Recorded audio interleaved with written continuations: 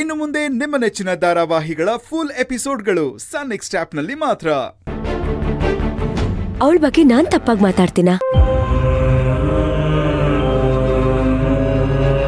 ಸರಿ, ಮಾವ, ನಾಳೆ ಪ್ರೆಸ್ ಮತ್ತೆ ಮೀಡಿಯಾದವರೆಲ್ಲ ಬರ್ತಿದಾರಂತೆ. ನೀವು ನನ್ ಪರವಾಗಿ ಮಾತಾಡ್ಬೇಕು. ಪ್ರೆಸ್ನವರೆಲ್ಲ ಯಾಕೆ? ನಡೀತಾ ಇರೋದು ಹೊರದೇಶದ ಎಲೆಕ್ಷನ್ ಅಲ್ಲ, ಶಿವಪುರದ್ದು, ನಮ್ಮೂರಿನ ಎಲೆಕ್ಷನ್ನು. ಇದಕ್ಕೆಲ್ಲ ನೀನ್ ಪ್ರೆಸ್ನವರನ್ನೆಲ್ಲ ಕರೆಸಿದ್ರೆ ಯಾಕೋ ತುಂಬಾ ಅತಿರೇಕ ಅನ್ಸತ್ತೆ. ಹಾಗೆಲ್ಲ ಏನೂ ಇಲ್ಲ, ನಾವು ಕೂಡ ಕಾಲಕ್ಕೆ ತಕ್ಕಂತೆ ಬದಲಾಗ್ಬೇಕು. ಆಗ್ತಾ ಇರೋದೆಲ್ಲ ಒಳ್ಳೇದಕ್ಕೇನೆ.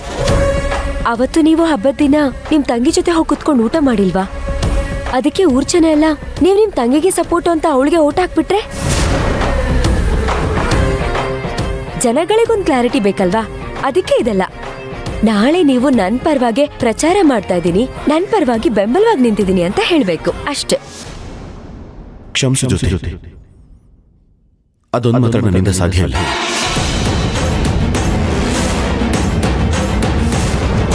ಯಾಕೆ ಸಾಧ್ಯ ಇಲ್ಲ? ಯಾಕೆ ಅಂದ್ರೆ ನಾನು ಬೇಡ ಅಂದ್ಮೇಲೂ ನೀನು ಎಲೆಕ್ಷನ್ಗೆ ನಿಂತೆ. ಎಲೆಕ್ಷನ್ಗೆ ನಿಂತ ಮೇಲೆ ಏನೇನಾಯ್ತು ಅಂತ ನಿನಗೆ ಚೆನ್ನಾಗಿ ಗೊತ್ತಿದೆ. ಬರೀ ಎಲೆಕ್ಷನ್ಗೆ ನಿಂತಿದ್ದಕ್ಕೆ ಇಷ್ಟೆಲ್ಲ ಆಗಿದೆ. ಇನ್ನು ಗೆದ್ದು ಬಿಟ್ರೆ ಬೇಡ. ನನಗೆ ನನ್ನ ಊರು, ನನ್ನ ಜನ, ನನ್ನ ಮನೆನೇ ಮುಖ್ಯ. ಅದಕ್ಕೆ ನನ್ನ ಬೆಂಬಲ ಏನಿದ್ರು ಪುಟ್ಟಿಗೆ ಅಂತ ನಾನು ತೀರ್ಮಾನ ಮಾಡಿದ್ದೀನಿ. ಏನು ಅವಳಿಗೆ ಬೆಂಬಲ ಕೊಡ್ತಾ ಇದ್ದೀರಾ? ಯಾಕೆ? ಅವಳಿಗೆ ಗೆದ್ಬಿಟ್ರೆ ಯಾವ ಅನಾಹುತನೂ ಆಗಲ್ವಾ?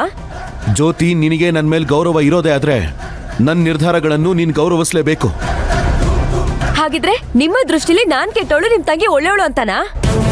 ಒಳ್ಳೆಯವಳು ಕೆಟ್ಟವಳು ಅನ್ನೋ ಪ್ರಶ್ನೆಗಿಂತ ಯಾರ್ ಗೆದ್ರೆ ಒಳ್ಳೇದಾಗತ್ತೆ, ಯಾರ್ ಗೆದ್ರೆ ಕೆಟ್ಟದಾಗತ್ತೆ ಅನ್ನೋದು ಮುಖ್ಯ. ಸಾವಿನ ಬಾವಿಗೆ ತಳ್ದವರು ಒಳ್ಳೆಯವರು, ಕೈ ಹಿಡಿದು ಕಾಪಾಡ್ದವರು ಕೆಟ್ಟವ್ರ? ಮಾತಿಗೆ ಮಾತೆ ಪರಿಹಾರ ಅಲ್ಲ, ಹಾಗೆ ನನ್ನ ನಿರ್ಧಾರನೂ ಬದಲಾಗಲ್ಲ. ಬದಲಾಗಬೇಕು. ನಾನ್ ನಿಮ್ ಹೆಂಡತಿನೇ ಅನ್ನೋದಾಗಿದ್ರೆ ನೀವ್ ನನಗೆ ಬೆಂಬಲ ಕೊಡ್ಬೇಕು, ನನ್ ಪರವಾಗಿ ಮಾತಾಡ್ಬೇಕು, ನನ್ ಪರವಾಗಿ ಪ್ರಚಾರ ಮಾಡ್ಬೇಕು. ಇಲ್ಲ ಅಂದ್ರೆ ನಾನು ಏನ್ ಮಾಡ್ತೀನೋ ನನಗೆ ಗೊತ್ತಿಲ್ಲ. ಸಹನೆ ಇರೋವರೆಗೂ ಮಾತ್ರ ಹೆಣ್ಣು. ಸಹನೆ ಮೀರಿದ್ರೆ ಹೆಣ್ಣು ಕಾಳಿ ಆಗ್ತಾಳೆ. ಆ ಕಾಳಿ ಶಿವನನ್ನೇ ತುಳಿದೋಳು. ನನ್ನನ್ನು ಹಾಗೆ ಮಾಡೋ ಹಾಗೆ ಮಾಡ್ಬೇಡಿ. ಜೊತೆ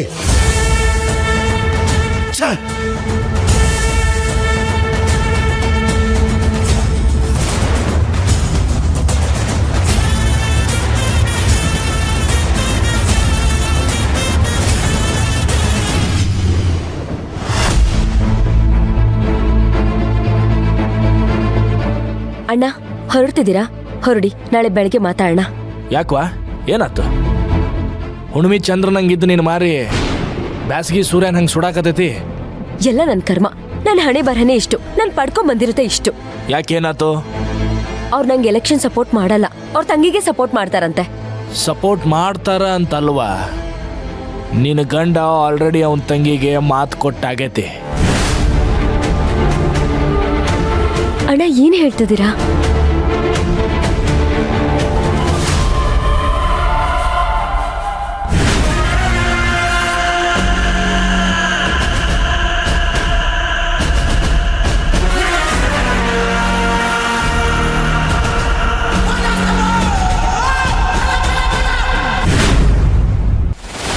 ಏನಣ್ಣ ಇದು?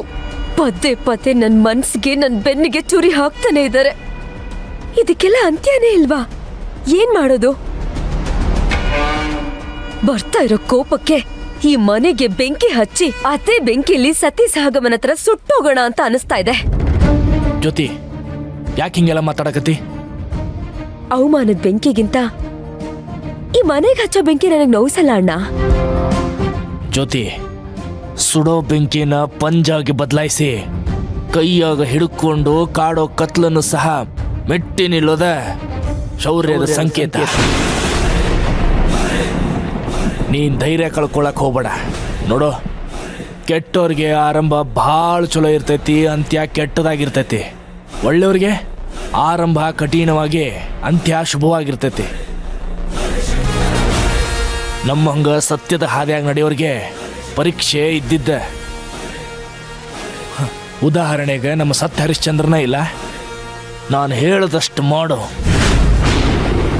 ಗತಿನ ಬದಲಾಯಿಸ್ತೀನಿ.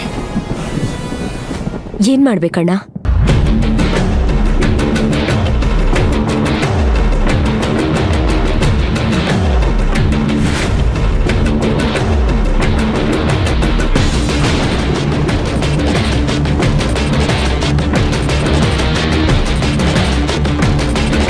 ಅಣ್ಣ, ಏನ್ ಹೇಳ್ತಾ ಇದ್ಯಾ?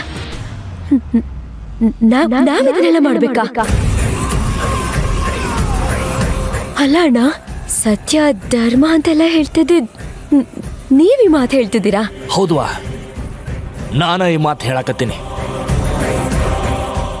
ಏನಾದರೂ ಸತ್ಯದ ಹಾದಿ ಬಿಡಬಾರದು ಅಂತ ಹೇಳಿ ರಾಮನ ಕತೆ ಹೇಳಿದ್ರೆ, ಏನಾದರೂ ಮಾಡಿ ಸತ್ಯ ಧರ್ಮನ ಗೆಲ್ಸು ಅಂತ ಹೇಳಿ ಕೃಷ್ಣನ ಕತೆ ಹೇಳ್ತೈತಿ.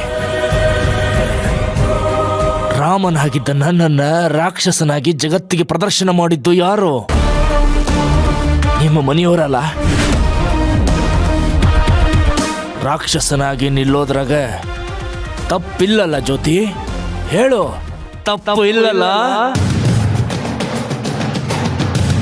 ನಿನ್ನ ಸುತ್ತ ಸಂಸಾರ ಅನ್ನೋ ಸಮುದ್ರ ಇದ್ದು ಈಗ ನಿನ್ನ ದಾಹ ತೀರ್ಸಕ್ ಆಗೋಲ್ತಲ್ಲ, ಅದ ಸಮುದ್ರದ ಮೇಲೆ ದಂಡೆತ್ತಿ ಯುದ್ಧ ಮಾಡಿ ಸತ್ಯ ಅನ್ನೋ ಸಾಮ್ರಾಜ್ಯನ ಗೆಲ್ಲೋದ್ರಾಗ ತಪ್ಪಿಲ್ಲಲ್ಲ ತಂಗ್ಯವ್ವ?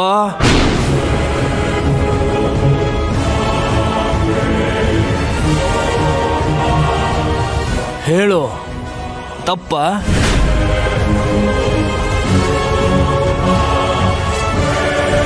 ಆಯ್ತಣ್ಣ, ಅವ್ರ ಹಾಗೆ ನಾವು ನಾಟಕ ಮಾಡೋಣ.